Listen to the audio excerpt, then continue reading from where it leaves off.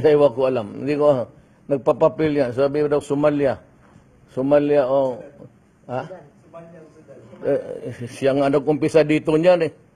Ako ba yung nagkarga ng perdigo din, paputok dyan sa Makati? Siya nga yung nagwala dyan eh. Siya pa yung good boy ngayon. Tama ka na dyan eh. Isa ka pa. Bisyoso ka lang. Ikaw nag-una ha, hindi ako.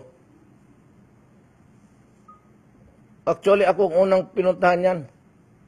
Doon sa hotel.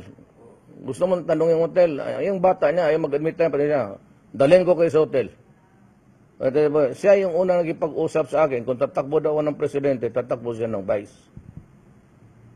Yan. Yan ang totoo. Hindi magsasabi yung mga bata niya, puntahan ko kayo sa hotel, dalhin ko kayo sa hotel, doon ko kayo. You interview the people there. Kailan na yun? This year na? Oo, yung paano na. Sabi ko, hindi man ako tatakbo. So, sobra rin itong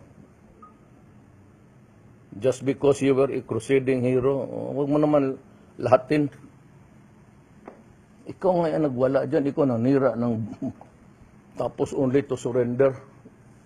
Paupo-upo pa kayo dyan sa only itong inatake yan, nag-surrender. Magklase yan. Dapat nagpakamatay kayo doon.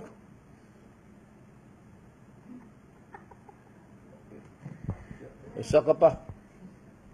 Yung also a product of incongruity. Galing sa gobyerno. Nakaila sa inyong language.